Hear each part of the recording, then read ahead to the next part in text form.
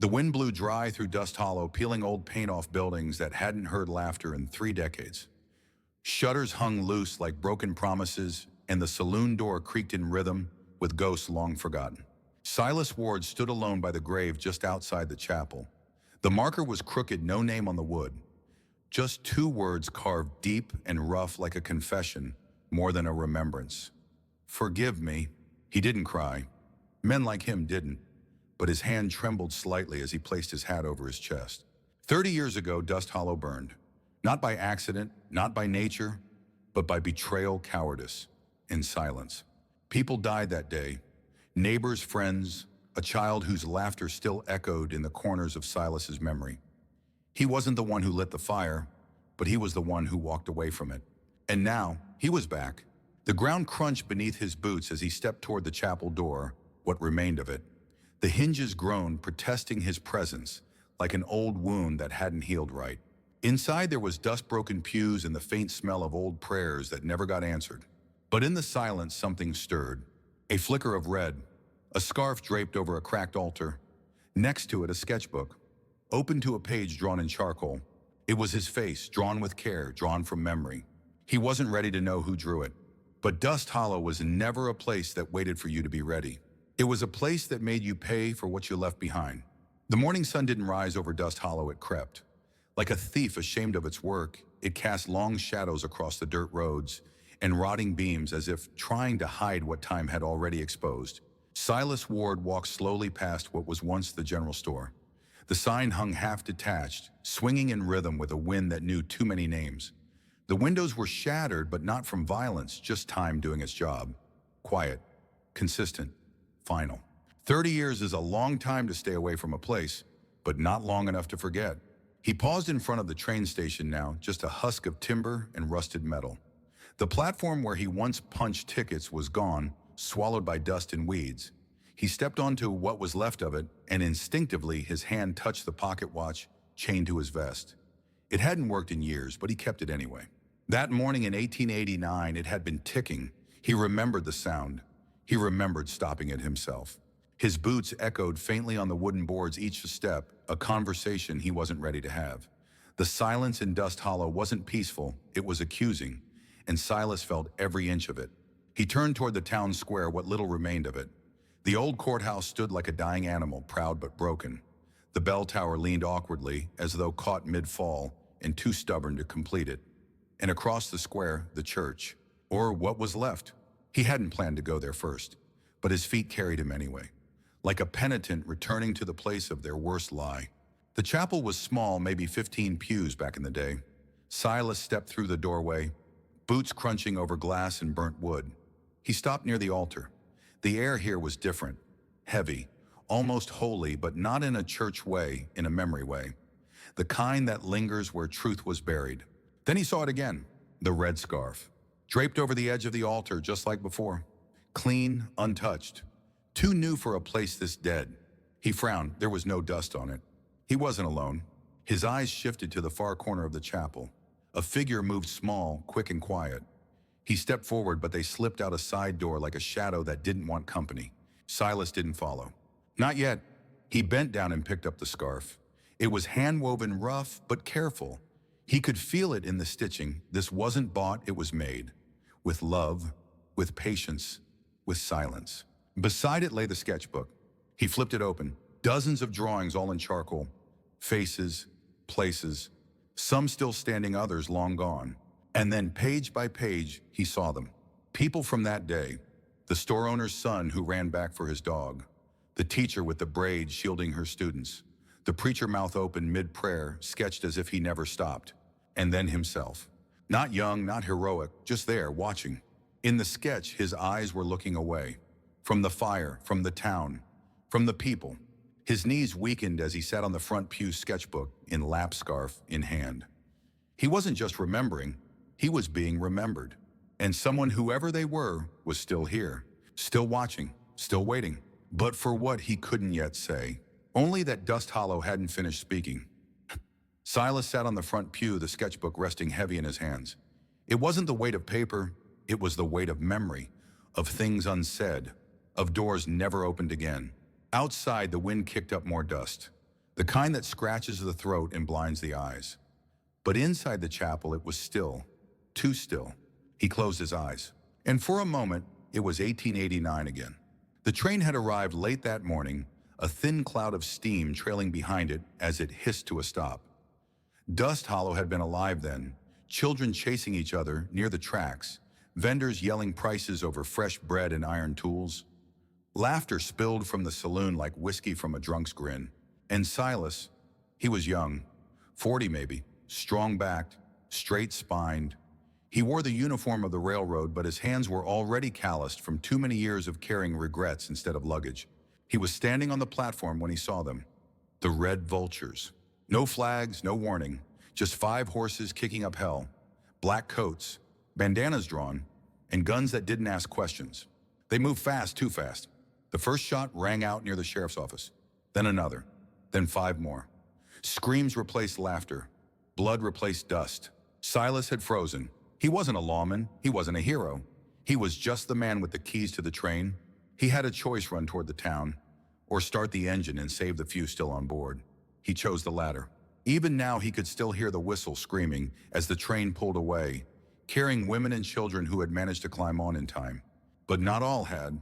He remembered the face of the preacher, arms wide, trying to block the church door. He remembered the teacher's braids swinging as she ran. And he remembered a little girl clutching a red scarf, looking back over her shoulder one last time. Silas had watched from the rear of the train as Dust Hollow was swallowed by fire. He didn't stop it. He didn't try. He left. The memory cracked him open like a bad joint on an old knee. Back in the chapel, Silas opened his eyes. The silence around him wasn't just empty, it was expecting, like it had waited 30 years to be acknowledged. He rose slowly, knees stiff, and moved toward what was once the pulpit.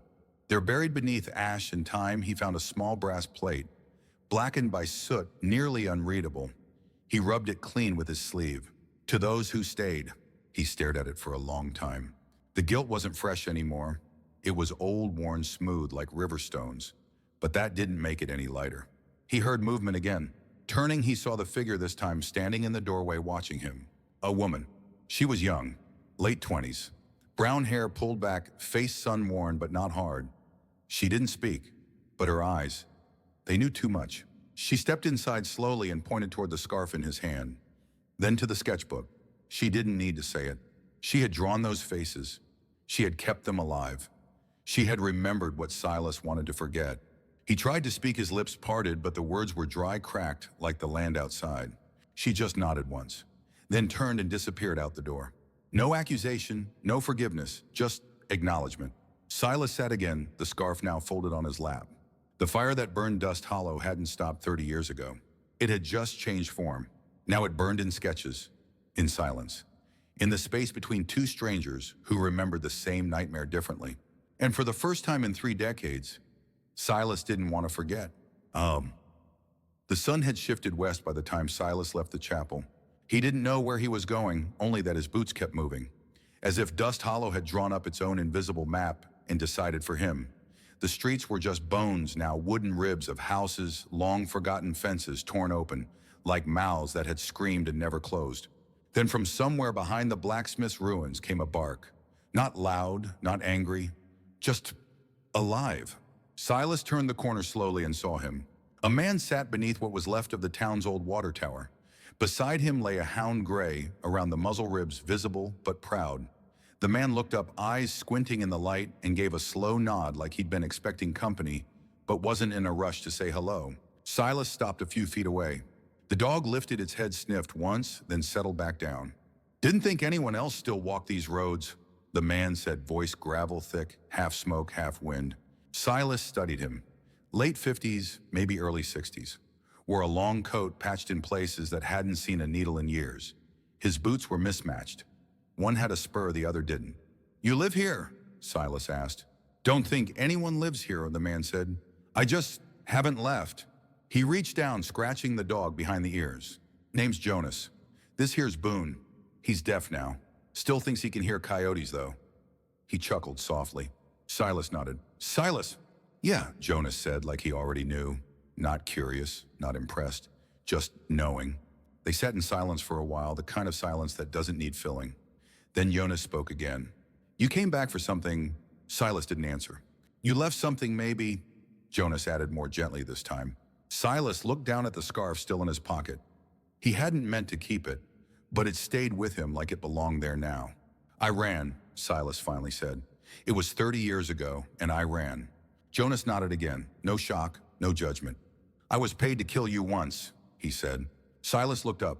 Jonas shrugged. Didn't take the job. Figured a man like you he'd do worse to himself than I ever could. Boone gave a small grunt as if in agreement. Truth is, Jonas continued, some wounds don't bleed. They just sit inside you waiting. Silas swallowed the dryness in his throat thicker than any desert. You ever wonder what forgiveness sounds like? He asked. Jonas chuckled. I think it's quiet. So quiet most men miss it because they're too busy shouting at themselves. Silas smiled just barely. You always talk like this? Only when the dog's asleep. He hates philosophy. Boone didn't stir. Then Jonas's voice dropped lower, softer.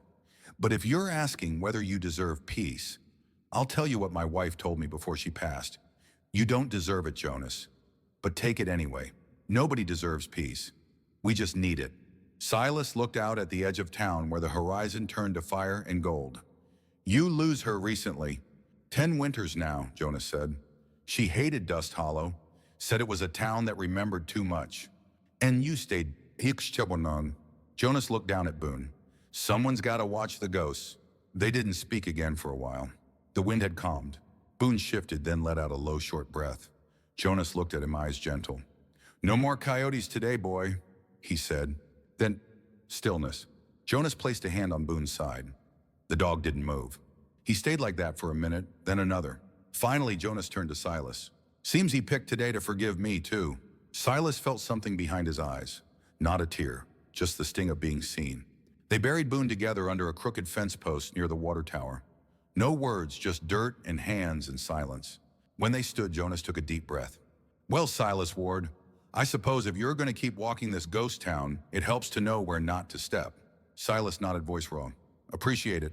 And in that moment, two men who had nothing to offer the world but stories it no longer wanted, stood under the falling light sharing something wordless and whole.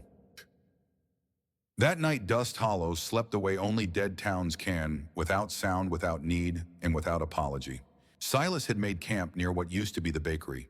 The air still smelled faintly of ash and flour, as if the earth hadn't quite made up its mind which memory to keep. He sat beside a weak fire scarf around his neck, sketchbook in his lap, and a silence inside him that no whiskey could cure. He didn't sleep. Around midnight, he heard the footsteps. Soft, measured, barefoot. He looked up. Callie, the girl with the red scarf, the one who hadn't spoken but had said so much. She stood at the edge of the firelight, holding something wrapped in cloth. Her eyes found his, not sharp, not accusing, but steady, as if waiting to see if he was ready. She handed it to him wordlessly. A folded page, old and yellowed, sealed by time, and maybe a little hope.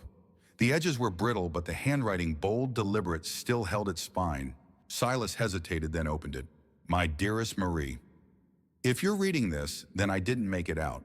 I'm sorry for that. I wanted to come home. I wanted to see her first steps, hear her laugh, argue with you about how late she could stay up. I wanted all of it, but I stayed. There was a girl hiding in the chapel basement. Couldn't leave her. Just one more. If anyone ever finds this letter and finds her, tell our daughter, I hope she's learned to forgive people. Even the ones who don't deserve it, especially them. Love always, Joseph. The fire popped, spitting a little spark into the dirt. Silas didn't move.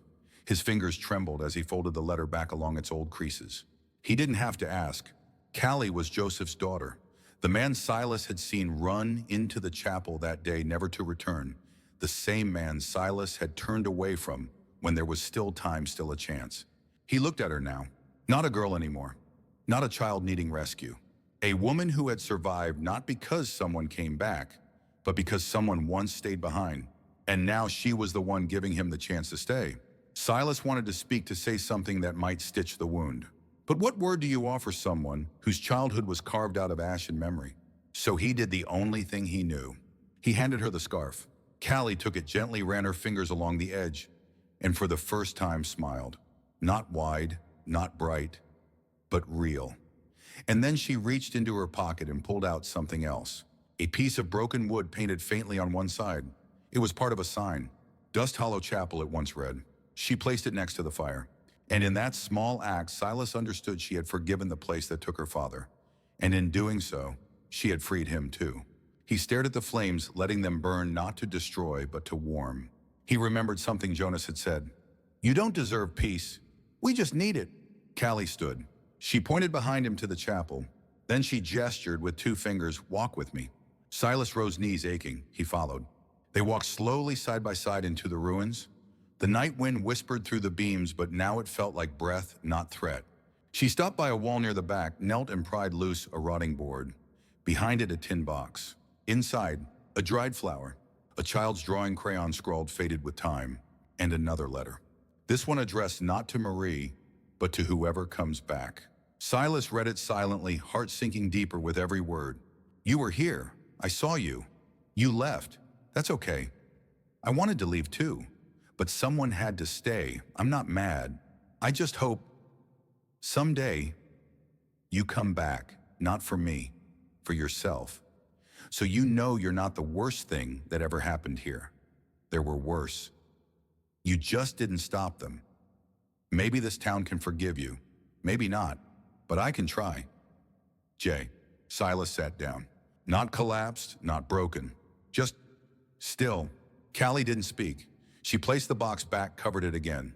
Her hand rested on his shoulder briefly. Then she left him there. He didn't follow this time. He stayed. And for the first time in his life, that word didn't feel like punishment. It felt like permission. The morning came without ceremony. No sunrise worth painting. Just light, soft, thin, like the breath of someone waking from a long illness. Dust Hollow didn't stir. It didn't have to. The work of forgetting had already begun. Silas stood at the edge of the town square watching as the first construction truck rumbled into view. Big, yellow, and blind to history. Behind it came another and another like iron beasts sent to erase what time had spared. He didn't move. Beside him, Callie stood with her arms folded across her chest, scarf wrapped tight around her neck. Her face was unreadable. Not angry, not afraid, just aware. A man in a hard hat stepped toward them, clipboard in hand. "You folks got business here." Silas said nothing. The man glanced at the chapel. "That building's coming down first. You've got about an hour." Callie nodded once. The man walked off. They stood in silence for a while, watching machines eat the edge of town. The fence around the school went first, then the old stables, then the church. The sound of splintering wood cracked through the air. Silas winced not from noise, but memory. He reached for the pocket watch again, forgetting, then remembering that it still didn't tick. Callie stepped closer. She handed him a small object wrapped in cloth. When he unwrapped it, he saw the chapel sign, what little remained of it. The words barely visible, now Dust Hollow Chapel. He looked at her. "Why?" he asked.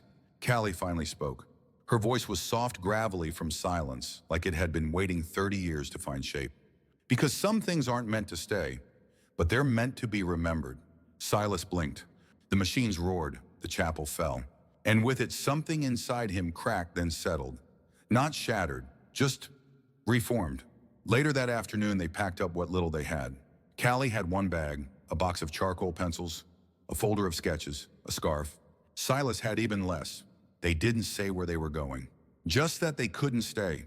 As they stepped onto the cracked remains of the train platform, a gust of wind blew through the hollow town. It kicked up dust, scattered it into the air, and for a moment, Silas thought he heard music. Not from an instrument, not from memory, from the land itself. A hymn, not for mourning, but for release. He looked back one last time. Dust Hollow wasn't gone. It had just finished its story, and now it was time for his to begin. They boarded the only train still running that way, an old cargo line that stopped nowhere important and passed everything that was. As they sat across from each other, Callie pulled out the sketchbook. She opened it to a new page, and for the first time in a long, long time, she began to draw something not from memory, but from right now. Silas turned toward the window. Outside, the desert stretched wide and endless, but for the first time, it didn't feel empty. It felt open. The train rolled on. No destination worth naming, just direction. That was enough.